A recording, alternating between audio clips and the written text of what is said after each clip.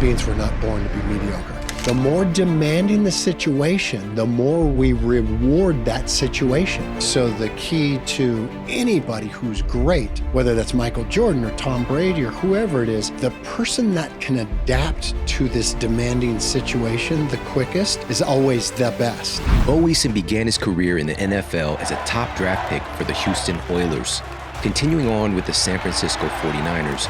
During his 5-year career, Bo competed besides and against some of the greatest players of his generation. After a devastating injury ended his career, Bo sought out a new domain to build excellence in. In 2001, Bo wrote and starred in his one-man play, Runt of the Litter, which he performed on Broadway to rave reviews. Now in his third act, Bo is a national best-selling author, and he speaks to and trains some of the most successful people in the world. Most of us spend our lives trying to avoid obstacles. Yeah. We create our lives around avoiding obstacles, but you say that we need more obstacles in our lives if we want to create a life of real success, a life that we can truly enjoy. Let's talk about that. Yeah, let's talk about, well, just me driving here today, it's like a 20-minute drive for me to come to you, right? The whole time, 20 minutes, I am avoiding obstacles at all costs, right? Because if you don't on the LA freeways here, right, I'm going to run into somebody. I'm avoiding obstacles. But in my working life, right, I know that nothing, there's a great quote, and I can't remember who said it, but it's very old. I think it might have been John Quincy Adams. But he said, if the world was not created by great men, the world was created by a demanding situation. And then a great man rose, or a great woman rose because of that demanding situation.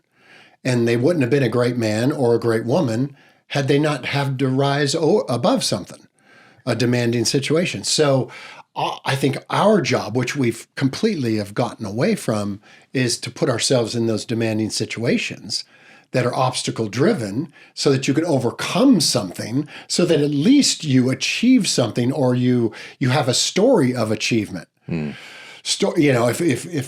you talk about my life as an athlete, the minute that I declared that I wanted to be the best safety in the world, the minute I declared that, because my life was pretty easy up to that point. I was 9. Right? Easy. Yeah, I went fishing, I hung out with my family, right? And then I made this crazy ass declaration that I was going to be the best safety in the world. Well, then what do you suppose happened in my life? Every obstacle in the world, rose right in front of me and said, oh, no, you can't do that. You're too little, you're too slow, you don't come from the right family, whatever. And now I had all these obstacles to overcome. Well, guess what? When you are the best safety, guess what you have to be? You have to have overcome the most obstacles in your life. That's how you get to be the top safety. Exactly. Right. Exactly. And I shared this before, and I haven't seen you I can't believe this time has flown by. We stayed in touch, but it's been 5 years. Yeah. But when we first met, we've been at different events together, spoke at the same events a couple of times. But, I share with you, I played you on a video game on Tecmo Bowl. All right.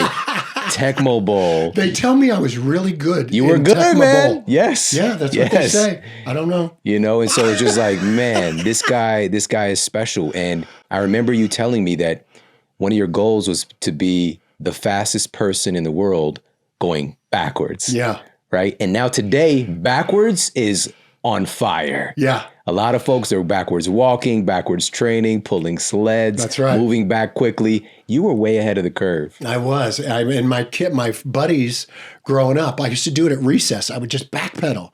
And my buddies are running forwards or playing, whatever. And they're like, man, what are you doing? That's crazy. I go, no. Safeties have to be able to run backwards faster than the fastest man in the world runs forward. So that's just kind of how I saw the world and started doing it. And you're right. Like I see these exercises. They even trainers try to put me through it. I'm like, I'm going to be good at this one. I'm wired up for that already. Yeah. It's a totally different perspective to think about wanting, dare I say, wanting more obstacles. And just from what you shared, the obstacles are qualifying us for certain things. And so again, we might even be hardwired to seek out comfort and safety, but that is going to relegate you to a life of average, which today average is not doing too well. Yeah. And just to be clear for people who've tuned into this, your proposition is to be the best. And you know that speaks to the spirit of a lot of the people listening as well. And in order to be the best, and whatever that might be, the best parent, the best architect, the best, fitness trainer, obstacles truly are the way. And again, that perspective of looking for more obstacles, that is going to rattle some cages. That does. And it's totally, the human being wants to rest, right? Like the human body wants to relax and wants to get copacetic. And so you're constantly kind of fighting your own nature, right? And you know that you have to hurdle certain things and put yourself in these demanding situations. Otherwise, you can't adapt. So the key to anybody who's great, whether that's Michael Jordan or Tom Brady or whoever it is, the person that can adapt to this demanding situation the quickest is always the top one, is always the best. So if you put yourself in a demanding situation, obviously you've got to battle against it. You've got to adapt to this situation. Otherwise you're done. So you adapt, right? And then you're better. Now you put another demanding situation in front of you and you have to adapt to that. And they call that super adaptation. Somebody who does that is an Olympic gold medalist. Somebody who continues to do that in their life, the greatest writer on the planet. Probably Shakespeare was like that somehow. If you go to, if you've ever walked out, I'll just talk to the audience. Anybody on listening, watching today, has ever walked out of a movie, I know the reason why you walked out of the movie. We've all walked out of a movie. All of us. And we all had the same reason we walked out. The director and writer lost the conflict of the movie so that the hero does not have to adapt anymore. The hero's like the hero. That's why love stories are made traditional love stories are made where you have to keep the two that you want to be in love on different sides. You can't get them together. You have to keep them apart. They have to be enemies, which is why Romeo and Juliet is the greatest love story, and every other love story has been copied Romeo and Juliet. Why? Because the two families were in battle, were on different sides of the war. So they could not get together. That's called a great love story. Also, Shakespeare's smart enough to put Juliet in a tower so that Romeo could not reach her. So there could not be a kiss until the end, right? Well, every movie that all of us have walked out of kissed in the first 5 minutes of the movie or the first half hour of the movie. And now the movie's over because they're like, wait, this is not a love story. It's over. Once the kiss has happened, there's no conflict, right? So same with our lives. Our lives we've got to keep that conflict up. We've got to keep introducing a situation for ourselves that we have to adapt to. Because those who can adapt the fastest and the best are always the fastest, the highest jumpers, the most prolific. That's just how it goes. But our world does not promote that very much. The world there's no promotion of that. There's nobody talking about that. Because everybody now promotes that it should be easy, shouldn't it? For me to be the next Michael Jordan, shouldn't that just be easy? Shouldn't I just be gifted? And that's just not how it goes, but that's what's being promoted or highlighted. Even since we're talking about sports, even in the sports programming world, you notice they're even promoting the ease and how this should be simpler and how, you know what I mean? And I think that's a crime. I don't like it. I think it's showing the young athletes that, wow, I should just be gifted. I shouldn't have to do all this work. And so I'm constantly putting my kids at the bottom of the next mountain. And they don't like it, right? Right when they get to the top of the peak, and guess what me and my wife have to do? We have to pull the carpet out from under them and go, you're not actually at the top. You're actually at the bottom of the next mountain. And let's see what you got. Because their dreams are big and they're going to have to keep adapting. And the longer they can just get used to that's your life, is this adaptation, the more I feel safe as a parent that my kids are going to fulfill on their dreams. Yeah. And it's not just because it's their dreams. Right. And helping them to qualify themselves for bringing their dreams to life. And for that, they're going to need obstacles. Oh, yeah. They're coming anyway. That's the thing. Even if you try to hide from them, they're coming. Yeah. But you can choose, you can be proactive and know that this is part of my story. Yeah. And this is a story that I'm writing, I'm the star of. Yep. Let's talk about the power of your story. Mm-hmm. Yeah, to me, the story kind of saved my butt. After I got done playing football, I spent 17, 18, 19, 20 years attempting to be the best safety in the world, right? And and had to go through all those obstacles to get there, obviously. Once I got there and then was injured and couldn't do it anymore, I just remember this moment of being wheeled off of the field, and it was I blew my knee, broke my foot, and my leg all at the same time. So this was the 7th knee surgery for me, right? And it was in Miami. We were playing the Dolphins in Miami, and I heard it snap. The minute I heard it, I said, "Damn, I have trained my whole life to be great at one thing, and that one thing is not legal in the civilian world." Right? So if I take what I'm really great at and apply it to the civilian world, I'm going to end up in jail, right? Because this was in the 80s. So in those days, the safeties would, you were there to destroy people, and intimidate them. And everything was legal. Like you could hit them and knock their teeth out and people would clap. Or you put somebody out of the game, you'd get paid more. It wasn't like today where you get penalized for that stuff. So I always remember that, getting back to story saving my life, as I was being wheeled off of the field, I'm thinking of my future life because I was only 27. I got to get another job. I mean, what am I going to do? Everything I know is illegal in the world. And then in the very next moment, I thought, you know what? If I could somehow train this body to express itself on a stage or in front of a camera or just out in the world, the same way that I express myself as an athlete on a field, I think I can make a living. But I don't know how to do that without hurting people. So I moved, and I had surgery.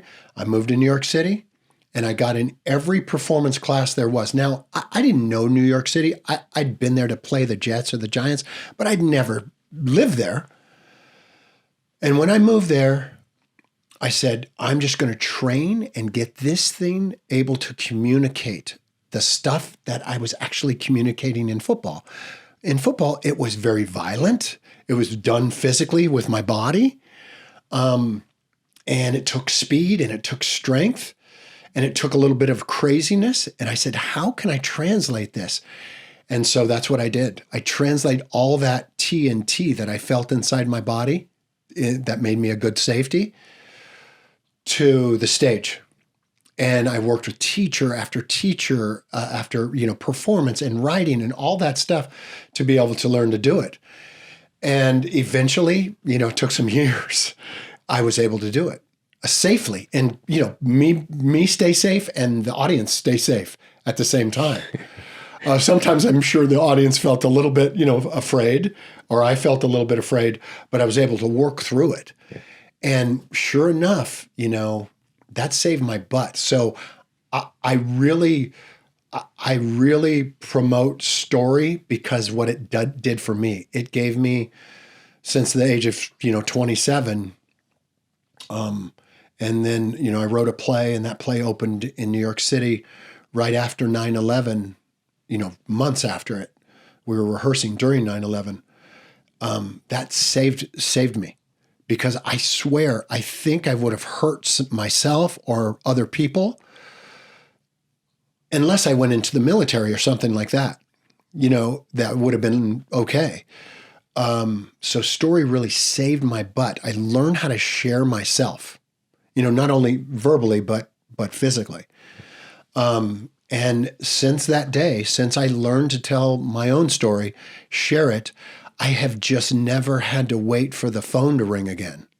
It employed me the same way football employed me, because it got to use what I already had, which was a lot of TNT inside this body that was kind of dormant. And then as soon as I learned to use it, it's valuable to the world, whether that's in athletics or whether that's in performance, any kind of performance. So powerful. Like, just a little sidebar, I've obviously seen you speak multiple times. Top 3 experiences of seeing speakers, and I've been around the great ones. Yeah. You're one of those guys. It is a visceral experience watching you perform. It's not just you doing a talk or motivating.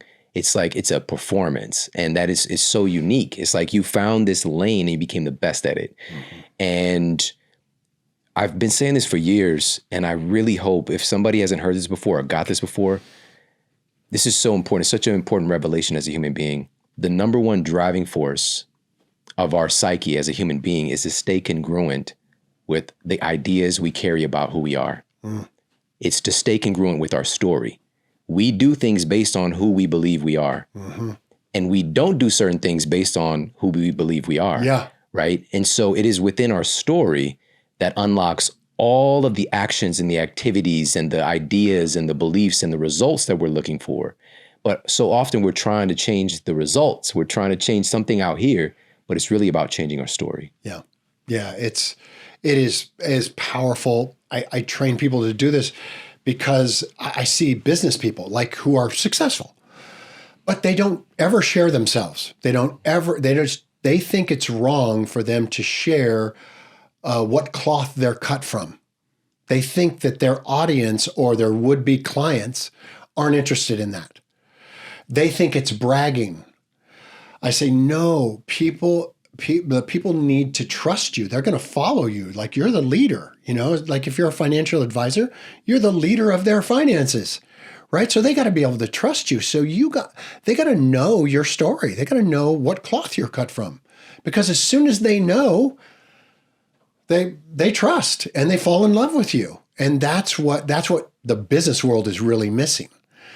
And I've brought this to the speaking world just because speakers a lot of times will not tell their story either, which I think it's really important for the audience to know their story.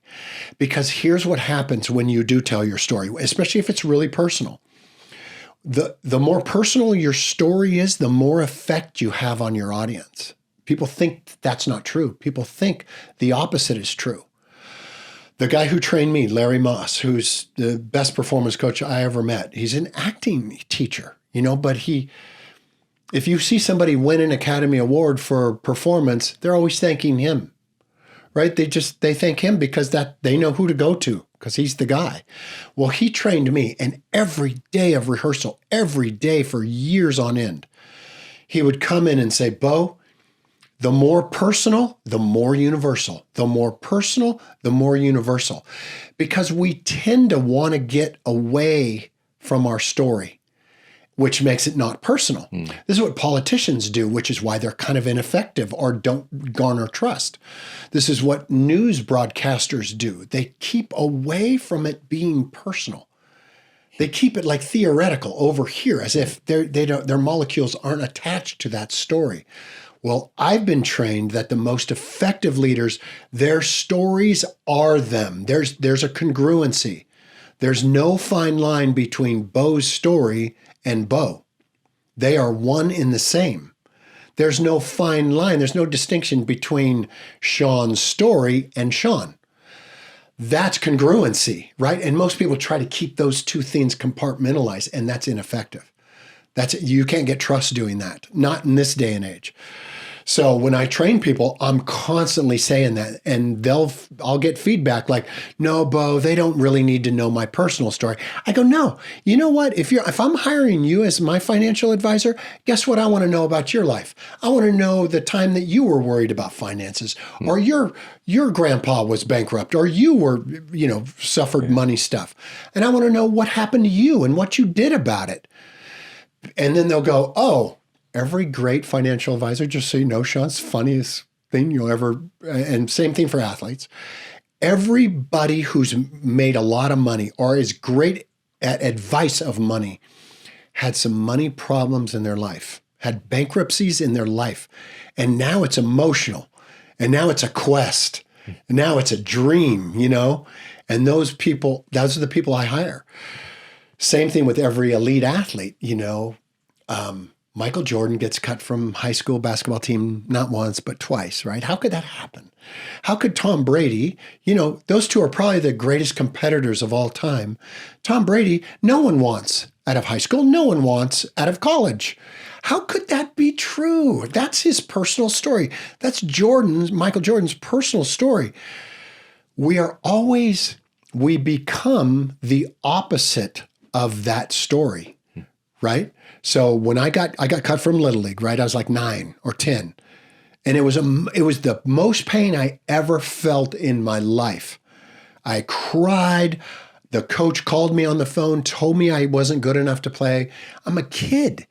But it was the most pain I ever had. I hung up the phone and I just said to myself, not to anybody else, I said to myself, that I'm never going to face that pain again. That's never happening again. Well, what do you think Jordan said when his coach cut him? What do you think Brady said when no one wants him? Those are personal stories that nobody wants to tell that part. Financial advisors don't want to talk about a bankruptcy because they think their clients aren't going to give them all their money to manage. Well, I tell them, no, the opposite is true. The opposite is true because you're emotional about this shit. You're not like some silver spoon kid that had an easy time. I don't want that person managing my money. They don't know how to manage my money. I wanted somebody who's, going to be awake at 3 a.m. going, how are Bo's kids going to go to college, and fighting for something. That's why story, it saved me because it gave me a job. It gave me an occupation where I get to write. I get to do this, right, what we're doing right now. And you guys, I never thought of myself as like a great writer or a speller or intelligent or any of those things, but I have learned to put my guts on the line, and that turns out to be good expression, right? Instead of being perfect, like I say, I butcher the English language. So what? People don't care. People care about the cuffs and the collars matching. And that's why I say, man, because most people, when they come out and speak, they want to leave their personality off the stage. They want to leave their pain or the argument that they just had with their spouse off of the stage. Well, I've been trained to bring that on stage with you. Bring your life on stage with you so that the cuffs and collars match. Now people trust. Now people follow you. Because we just don't trust antiseptic people because we know they are perfect people. There's really no such thing. So, but politicians or news broadcasters or people making a podcast try to be perfect, and it ends up being inauthentic because no one's perfect. So you're starting from the wrong premise to begin with. So those of us who are willing to just be in front of people and live our lives out kind of in front of them, warts and all, they get rewarded the most because that takes the most courage. Yeah, absolutely. I can attest to, because when you're saying some people are scared to share their story or hesitant, to me today is just like, why would you do that? Like it's authentic. It's like, but I think back to that person that I was when I was struggling with my health and I was able to turn things around. Yep. And I was embarrassed to share my story that I wasn't healthy. All right. Oh, yeah. I was teaching a nutrition class, and I guess the week prior, I told part of the story of some of the stuff that I went through and having a so-called incurable disease diagnosis and resolving that. And now, because I want to be seen as this person. I'm this fit, healthy person in front of you. Do what I say, right? I got the keys. But a person brought some friends to the next class, and she came up to me. She was like, "Are you going to tell that story again?" And I was just like, "What? I literally was just like, I don't really want to share that story again. It just kind of came from nowhere. Yeah. But in that moment, I was just like, okay, I will. And I got it. Like, I got a part of it, not the whole thing, that it was connective tissue, and it was saying, I've been where you are in proximity. Yep. And it's okay. And there's a path forward. Yep. And so people were able to connect with me. And that has been imbued into what we're doing today. Yep. And it becomes a part of who you are when you are tuned into that. It's there, whether you are intentionally like sharing this story, right, which I want to talk about, but it just becomes a part of your fabric and people connect with you more. And so I want to ask you about this, because whether somebody is, wanting to be more intentional about their story, like being able to identify their story, and also people wanting to change their story, write a different chapter right now, whether it's like, with their health and fitness, right? Or whether this is like creating another, some more success in their relationships or just in their life in general. What are some of the things that we need to start thinking about? Yeah. Well, the initial stories that I would usually ask somebody to do would be a defining moment story. So those usually come from pain. Almost 100% of them come from pain. So if I did a little exercise with the audience, I'd say, okay, everybody, I'll give you 5 seconds to think about your greatest moment you've ever had in your life, the most success you've ever had in your life. Think of that moment and give them 5 seconds. Everybody gets it? Got it. Okay, forget about that. That's not a good story. It's not a good story because no one wants to know that you're on the top of Mount Everest. They want to know what was the initial thought and doubts and fears going into this commitment to climb Mount Everest. So I'll give them another 5 seconds to the audience. Okay, audience, your biggest pain you've ever had in your life, the most pain you've ever suffered in your life, I'll give you 5 seconds to think about that. Your lowest moment where there were no answers for you. What is it? 5 seconds? That's a defining moment story. That is the story you should always lead with. That defines you for the rest of your life. Mine was, I want to be the best safety in the world. First time I try out for a sport, coach calls, says, you're no good. Can't be in Little League. Can't play. And so what do? I define myself. I go, you know what? That's never happening again. It hurts so much. I didn't let it happen again. Well, guess who they're hiring, right? If those people, when it's emotional, when the pain is emotional, you become the best in the world at what you do. That's the defining moment story. Now, if you're talking about, Shawn, I think you're talking about this. Like, so say now, okay, I'm married and, I come from a family that's always been divorced and never works out in marriage. And I want to change that story, right? That you can, right? But you have to write that story like, no, we have to end this legacy and then we have to start a new story. Like the Easons always stay married. That's our story.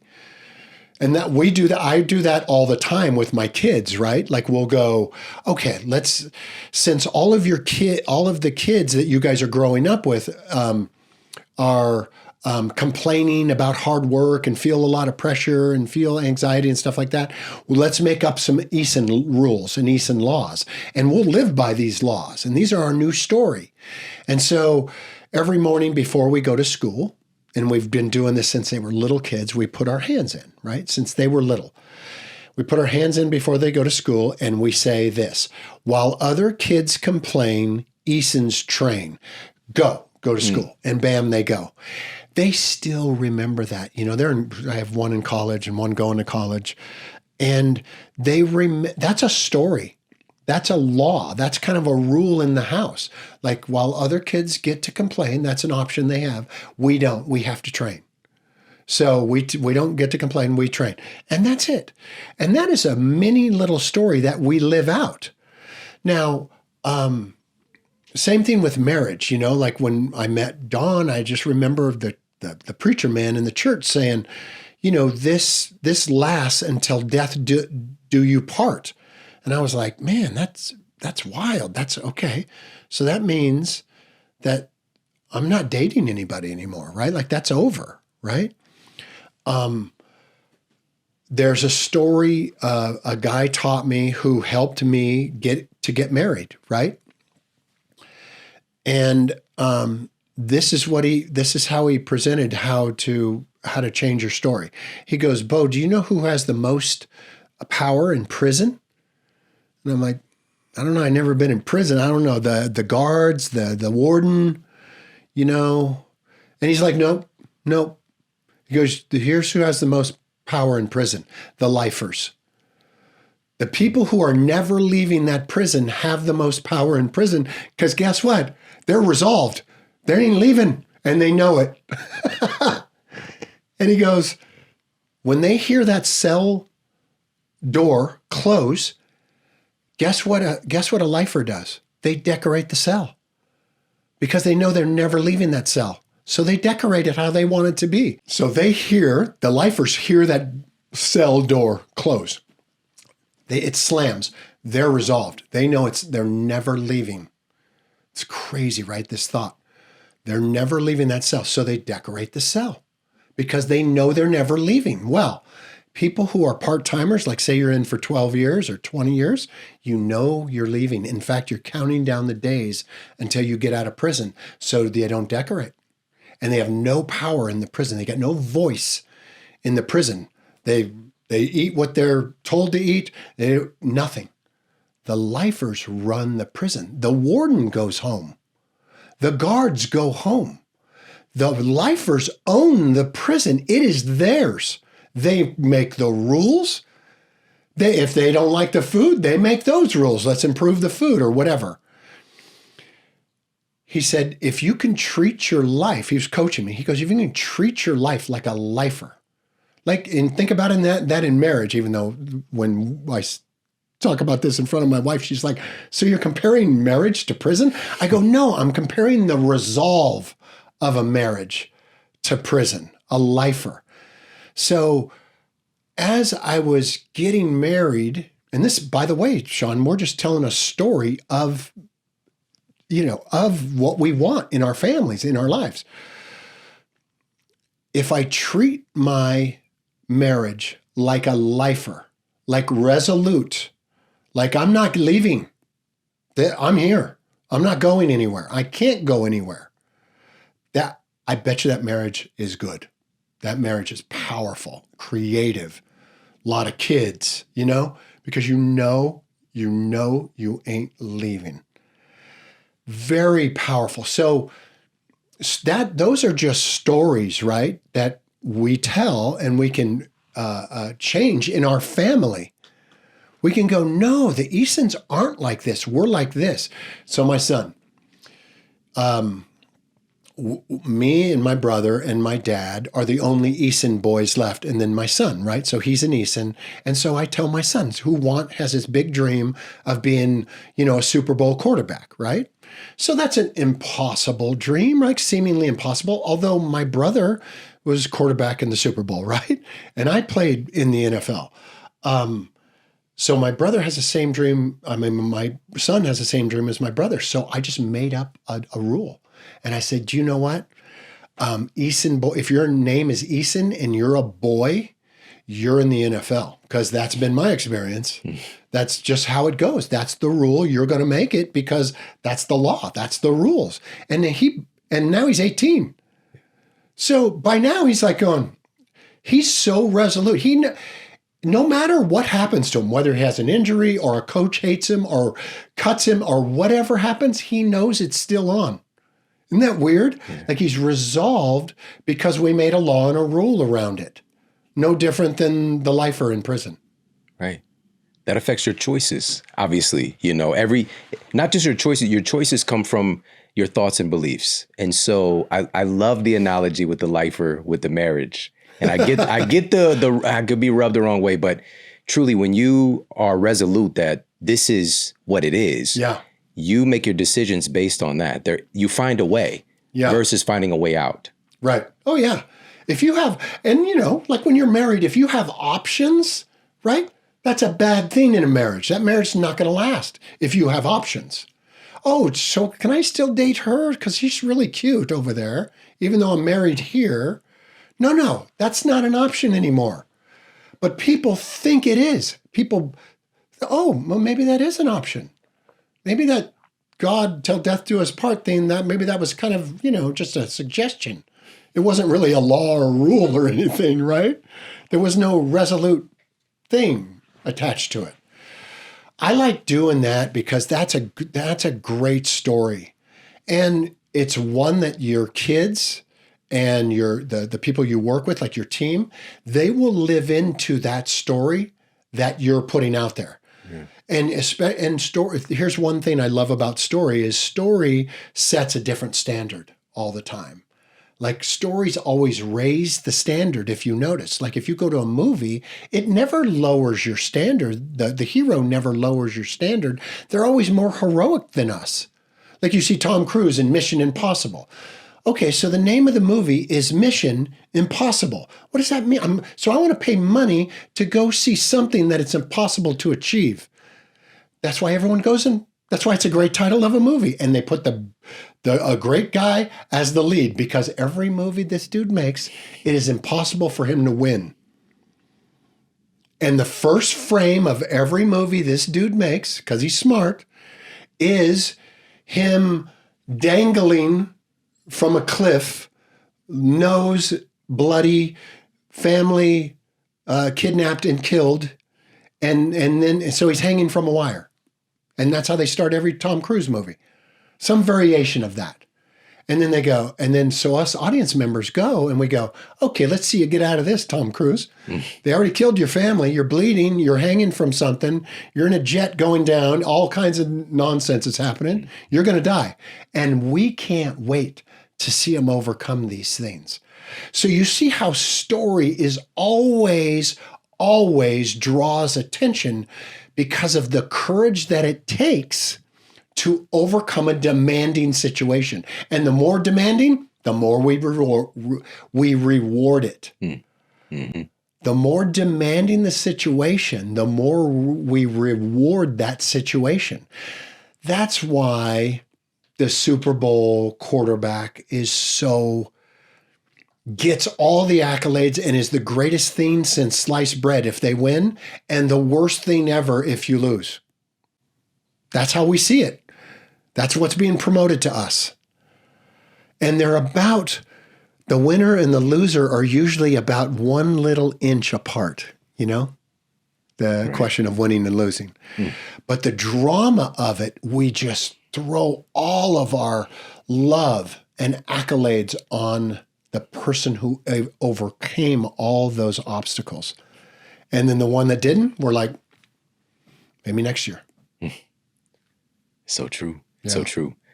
So what I want to encourage people to do, which this is literally a life changer. Literally a life changer.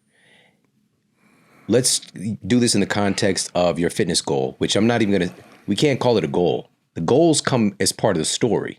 Yeah. All right? Yeah. So your identity, right? What starring role are you choosing, right? Mm-hmm. And so pick that first, right? So maybe your goal is to be the healthiest person in your community, in your neighborhood. Yeah. On your block. Maybe your goal is to be in the top 1% fittest people in your age bracket, right? Whatever your goal is, pick something. And I did. Maybe you're the best triathlete in your age group. Pick something, and your goals are going to come accordingly. But become a lifer to that thing. Yeah. Because often when we set our fitness goals, there's so much wiggle room out of it, right? There's an end destination. There's this goal thing that we're going to strive towards, but it's not our identity. It's not who we're choosing to be. It's not who we're deciding. This is my life story. It's this or nothing, because you find a way. Because we started the episode with this: obstacles are going to happen. Yep. And instead of shying away from them, when they show up, remember, get good at remembering that this obstacle, I wanted this. This obstacle is qualifying me for that greatness that I'm seeking, that goal that I'm seeking. That's exactly right. So if I didn't draw up when I was 9 years old to be the best safety in the world, I wouldn't be on this show. I know that. I wouldn't be here. I wouldn't have ever played in the NFL. I would have never written a play that went to Broadway. I would have never written a screenplay. I never would have married Dawn. It would have been different, right? But what did I do? What did I guarantee my life as soon as I wrote a story? Oh, the best safety in the world does this and does that and does this and does. I'm making this shit up because I didn't know what safeties did. I was 9. So I made it up. But when you make up a story like that, you have just invented a bunch of obstacles for yourself. Otherwise, you wouldn't have any obstacles. If I didn't make the declaration, there's no obstacles, right? So there's none. So I just live a regular life of average, and I'd be driving a tractor right now in the pear orchard where I grew up. That's where I'd be. That's what I would have done. Because there would have been no obstacle in front of me to do that. That would have been a straight path right to it. But if you have a dream, then you have to attach a story to that dream, and that story is wrought with boogeymen, enemies, the wicked witches. If you look at your favorite movies of all time, Braveheart. Who's standing in front of William Wallace? Who's standing in front of him? The King of England. The King of England is standing in front of him saying, you cannot be free. So that whole movie's about freedom for William Wallace, right? So what does a great storyteller do? Puts the King of England in front of little Mel Gibson. And he says, come on, take me on in all my armies, just you and your little band of brothers. So who gets rewarded based on that movie? Who gets rewarded because of that movie? Mel Gibson does. Rocky, same thing. What does Rocky do? He's a bum fighter. He's a bum. No one's going to cheer for a bum, right? Unless you put the heavyweight champion of the world as his nemesis. So they put Apollo Creed, a guy named after a god, in front of him. So who do we all cheer for? Rocky. David and Goliath. David and Goliath. That story's been around 4,000 years.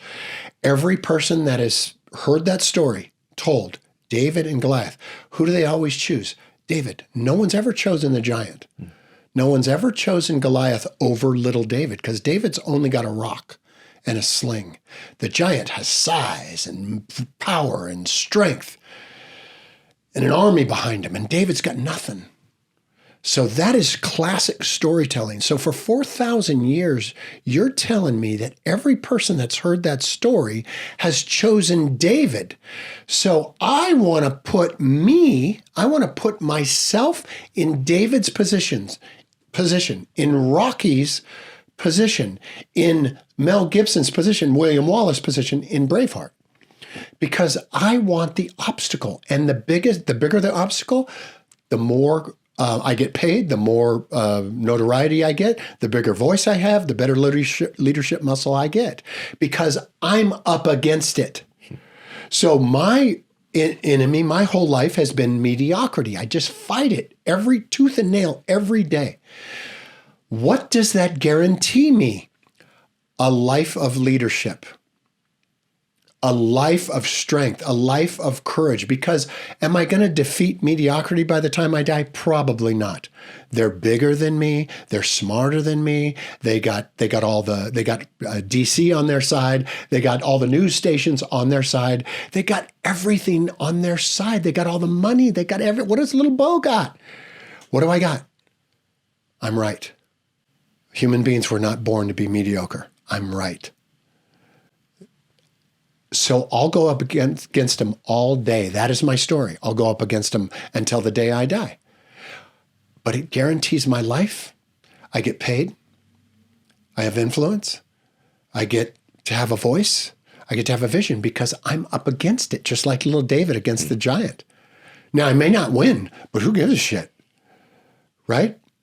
As long as I keep my nose on the chest of Goliath, Bo gets rewarded.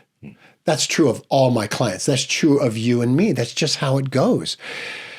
So most kids, even including my kids, are being promoted, are being like advertised to, that you don't have to go through all that pain, right? You can just be you, and that's great. If you're 400 pounds, that's amazing. If you're mediocre, that's more amazing. You'll be rewarded. That's not true. That's not true, but that's what's being talked about. It's what's being rewarded. You tell a story where you are the little guy and you're up against the guy who is skyscraper. His name is on top of the skyscraper. You're the winner. You get the most attention. You get the most money. It's just how it goes. You're the most heroic.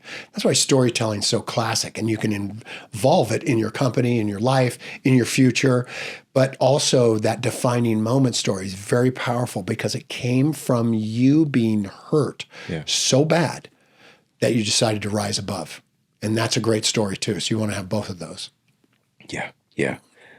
Thank you for this, because you're helping us to reassociate with problems and the challenges and the obstacles that show up in our lives. Yeah. Because most of the time we are proactively, when an obstacle shows up, we just want to go away. Yeah. I want this thing gone. Yeah. And we very often miss the opportunity in it. And one of the cool things about this and all these different stories that you've shared, along the way, there are these like moments, there are these people that show up.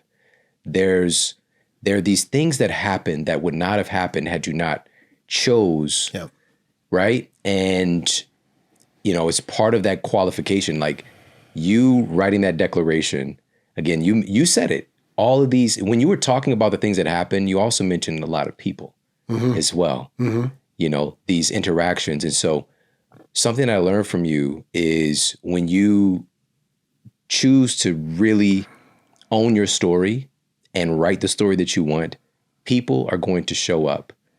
The universe is like conspiring to help you on your way. Talk about that. It's a great question, Shawn, because we're going right back to story. In every story, every great story, take Star Wars. There's always Obi-Wan Kenobi in every great movie, who is a mentor, who is a truth teller. Because the hero is always up against it, right? There's always up against the enemy, always up against it. The Wizard of Oz, everyone knows that story. So here's this little girl from Kansas skipping down the yellow brick road. No one cares about a girl from Kansas. She's got a little dog named Toto. Who cares? No one cares until there's a witch standing in front of her, stopping her from going down that yellow brick road. That's when people start to care, right? People go, oh, I'm going to stay focused on this girl from Kansas who's kind of boring and got this dog and I don't really care about, but I care about her going up against the enemy, the witch. Then who shows up in every great story? A mentor. Somebody assisting you to get through the yellow brick road. In this case, you know who it is, right? It's a cowardly lion. It's a scarecrow. It's who's the other one? Tin Man. There's three of them. And they help Dorothy get back to Kansas, right? There's always a mentor. Obi-Wan Kenobi, whenever the going gets rough, he goes, oh, young lightsaber dude. Skywalker. Go forward. Go, and they just push you along. Well, you're so right. Because that is in every single story, it's also true for our lives. So every time you hit a roadblock or I hit a roadblock, some coach out of nowhere, the most unsuspecting dude ever, shows up in my life and goes, you know what? I believe in you. I think you're going to make it. And you're like, what? You're the one person who believes in me, and that's all you need to take that next step. And then when you hit the next roadblock, guess what? There's another somebody who shows up. Might be somebody that you're not expecting, like it could be a girl in this case. It could be a girl and go, you know what? I want to marry you. And if you marry me, you're going to the top. And you're like, you know what I mean? It's like all these mentors. if you would have never had been on this heroic journey, they would have never showed up because they wouldn't have had to show up. Yeah. So it's so true in storytelling. It's so true if you just make a declaration that is seemingly impossible to you and me, and when we encourage our kids to do it too, the more impossible the dream is, the more mentors and more people show up. I've seen it happen in my life. I see it happen in my kids' life. Yeah. People show up out of nowhere and just whatever their expertise is. Mm-hmm. Oh, hey, Axel, to my son, do you need any nutrition help? Do you need any blood work? Because that's what I do. And then I find out what you're allergic to or what causes you problems. And then we set your nutrition out of the blue. You're like, I never met a person like this. It takes blood and then figures out your nutrition. Oh, this is great for an athlete. This is going to get him closer to his dream. Or, Axel, do you need to be faster? I happen to be a speed coach. In fact, I'm the best speed coach. And you're like, oh, perfect. Thank you. And one after the other, these mentors show up in my kids' lives, and they would never have showed their face had they not had this dream, or they would have never wanted to help. They would have never been there.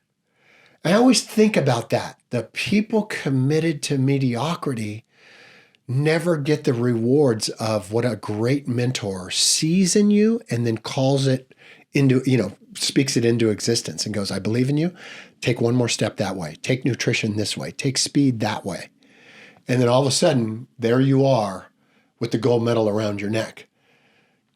And I always say to my son and my daughter too, as a volleyball player, I always say, at the end of your, when you're winning the gold medal, the more people that you have to thank, the better for you. The more people you can hand that credit to, the better for you. So you want a whole army of people that have helped you get on top of that box and that medal around your neck, and then hand all the credit to them so that you can do it again. Because if you take the credit of that gold medal, you ain't doing it again. It's over.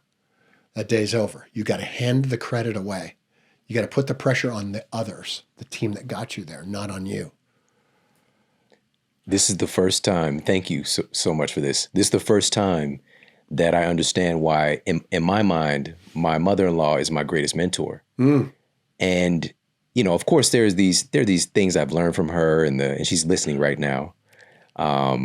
There are the pieces of, compassion, certain ways of being, but what it was that she believed in me. This is the first time that I'm consciously realizing that's what drew me to her and why I see her as my number one mentor. Early on, she was that person that believed in me. Yeah. And she already had esteem in some of the things that I was trying to figure out. Right. Yeah. My wife believed in me first, by the way. All right. She took a risk on a risky guy. Yeah. But my mother-in-law came as part of the package. It was like this incredible bonus. And she was working as an occupational therapist, but she was going above and beyond and really helping people to heal. Yep. Right. Nutrition and meditation and all these other things. And so she had these things that I resonated with. Yes, I see that. But it was because she believed in me. She supported me. And this is part of it too, is sharing your story, right? She saw my story and what I was trying to achieve, and she was there to help direct me on that. Right. So thank you for that, man. That's powerful. Yeah. And I think as men, the older I get, I'm 64 now, and I didn't get married till much later in my life. We've been married for 26 years. So, but I never thought I was going to get married when I was 33. And that's when I met Dawn. I was 33. But the minute I met her, I knew I was going to get married to her. It was over for me.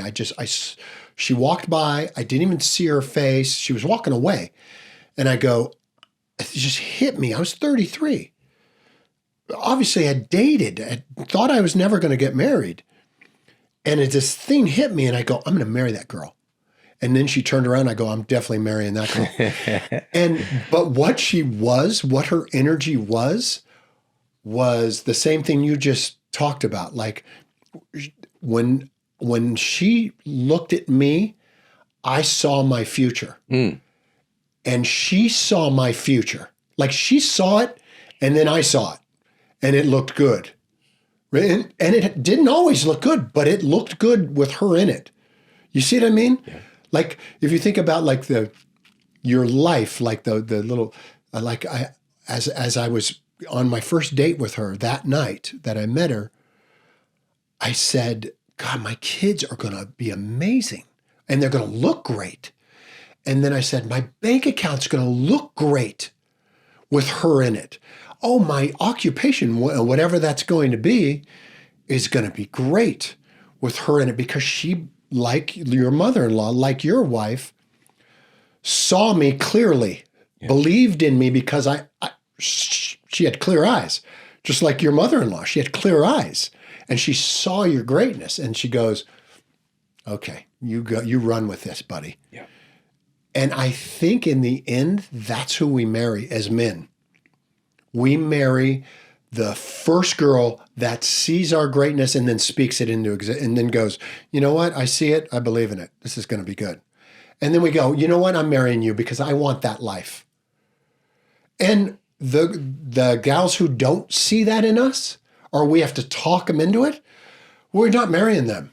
Or at least that marriage is probably not going to last if we do marry them. You know what I mean?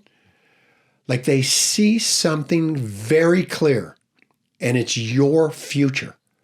It's the man's future that they see. And then boom, and then it's over from that day forward. If you can find that gal who sees that in you, for all of you that are single guys, until you meet that gal who sees that you clearly, I would hold off on marriage. And then when you feel it and you see it, bam, that's the one. Yeah. The strength of which you said that, it's not just seeing some potential in somebody. Yeah. It is seeing that vision and that life. Because my wife, she still gets emotional when this certain song comes on, because she pulled up to my shitty apartment in Ferguson, Missouri, where she had no business being in this hood. She had no business being there. But she pulled up and this song was playing. And she was crying, and she shared this with me like years later. Like she was crying because she was thinking like he doesn't even know. Mm-hmm. He doesn't even know who he is, who he really is. Mm-hmm. Oh, man.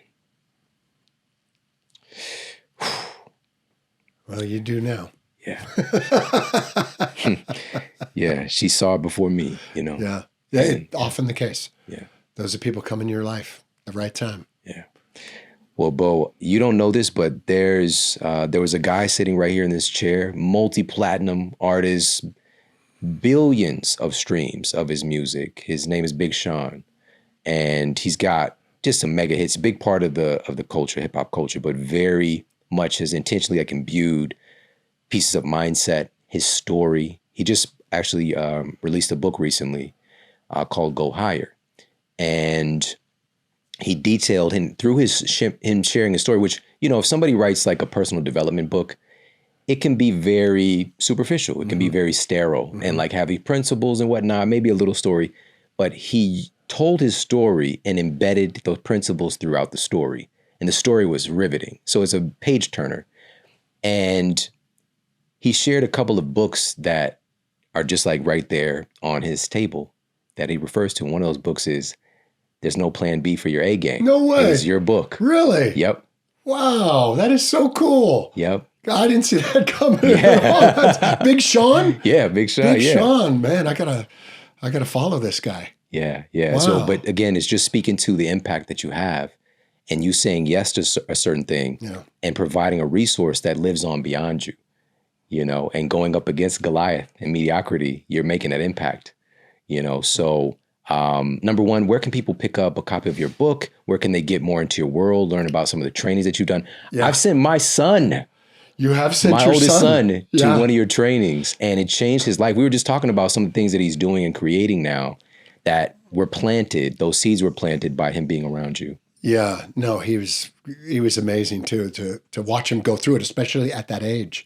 How old was he when he went through? I'm guessing 22, 21, 22. Yeah, perfect. Yeah. It's perfect. Yeah. There's what I'll do, Shawn, is my team gave me a number that people can text, and I'll send them like a free guide that allows them and prompts them and shows them how to tell their story. Is that cool? Absolutely. Okay, Please do. good. Yeah. I'll get I have the number right in front of And me. this is right free. Here. Yeah, it's totally free. So all you have to do is the word guide. So simply text the word guide to 323-310-5504, and that'll give all the information on my book, all that, and you can have access to everything. And if you want to jump in the deep end and come to an event for 3 days with me and train story the way Shawn's son did in La Jolla, simply text this event, the word event, to the same number, 323-310-5504. And we will hook you up. We got all the information there. You can come and work with me. You got information on the book, and just happy to share and help and train people and get everybody rolling. Yeah. And truly, again, I'm so grateful for you and what you've extended, the impact you've had on my family. Again, in between this time when I've seen you, certain things I picked up from you have become a part of my family culture. Oh, cool.